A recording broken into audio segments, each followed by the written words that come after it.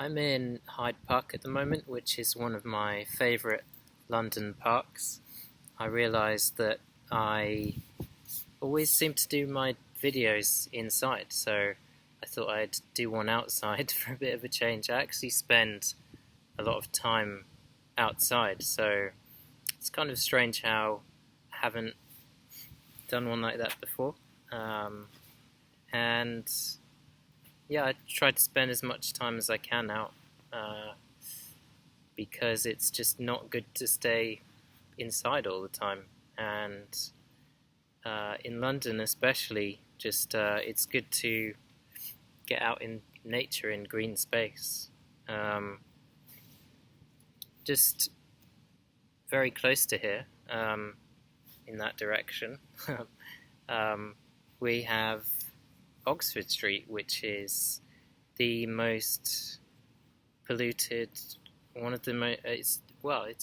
It has the highest levels of nitrogen dioxide in all of Europe, and one of the highest in the world, and that's including um, Beijing. So yeah, it's quite scary how we know there's so many hazards health-wise to such high levels of nitrogen dioxide, and it's yeah right next to this park that I'm in. So I try to get here as much as I can for the fresh, clean air, and just try to get out in parks as much as possible. Really, it's a nice sunny day today. There's a few clouds, but it's not too bad. Can't really complain. And yeah, I've been working on this. Been working on a few things, and also trying not to work too much. So just trying to de-stress, even though I don't really get stressed. Just try to relax and enjoy life a bit more, as I said in my last video. I've just been really chilled out and enjoying life. One of the other things that I've found has been really useful, that I discovered a few months ago, actually, probably a bit more than a few months ago. It was after I did the hyperbaric oxygen therapy, where my seizure threshold was really low. Sorry, I'm just feeling all like hot and bothered. I'll take this off in a minute. So yeah, just one of the things I've found is when my seizure threshold was really low, and I was ready to start having antioxidants again. My skin is really dry, by the way. It just looks wrinkly here, which isn't good. I need to put something on there. Usually put aloe vera on my skin if it gets dry. But anyway, yeah, just antioxidants. When I was ready to have them again, as my seizure threshold was quite low, and I knew that having foods that are very high in antioxidants can actually help to increase seizure threshold. That's when I started to add raw cacao into my regime, you might say. It's funny because if you think about the word diet, in French they use the word regime.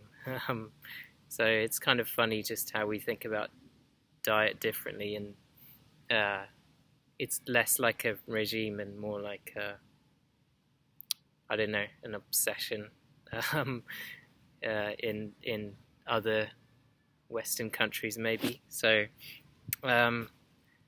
yeah, I take raw cacao, so it's 100% cacao, not cocoa cacao, because they're a bit different. Cocoa is cacao that's cooked at ridiculously high temperatures, and it kind of it's not as nutritionally good, for want of a better word. It kind of, I think it degrades the enzymes that are beneficial, something like that. Anyway, the nutritional value isn't as good. So yeah, 100% raw cacao, and I only take about 4 to 8 grams of that at a time, usually around 4. Sometimes I have it as a hot drink, sometimes I just have it in solid form, and it's kind of like a nice treat, but also it seems to control seizure activity quite nicely. And because I'm activating the parasympathetic nervous system so much from being on a really strict ketogenic diet, it gives me a bit of energy, but because it has just ridiculously low sugar content, because it's 100%, it's practically zero, so it's all just fiber and yeah, all the ingredients you get in there. So from the cacao. So yeah, it has no effect. It doesn't give me any kind of insulinogenic effect. Yeah, I think that's the right way to say it.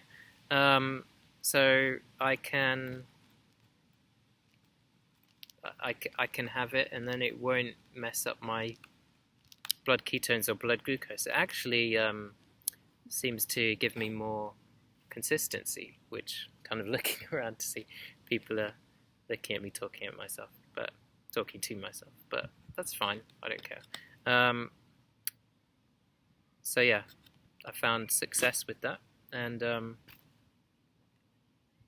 gonna just enjoy being in the park now. I've had a walk for, must have been about 2 hours, just in the park, which was quite nice. And as I say, I've been up and at it with all this writing. I do a lot of writing.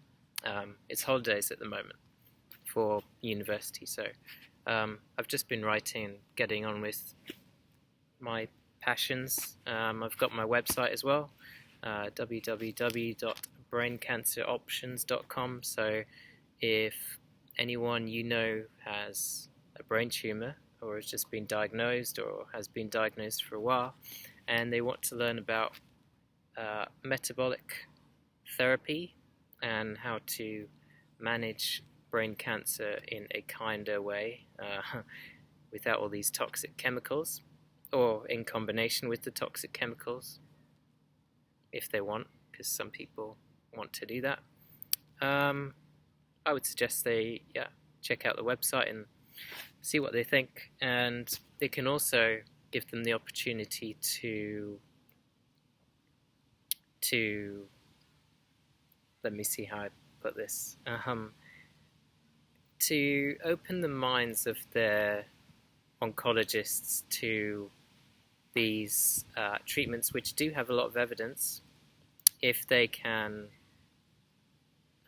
So just saying that what they can do is they can show that this evidence exists to their oncologists by going on the website, looking at the resources page, just picking bits and pieces from there, or they could print out all of the scientific articles if they wanted to, all the peer-reviewed journal articles, but that would be a lot of paper. And yeah, they can just pick out the ones that they're interested in, from what they're interested in doing, and show that to their oncologist to say, well, there is evidence for this, and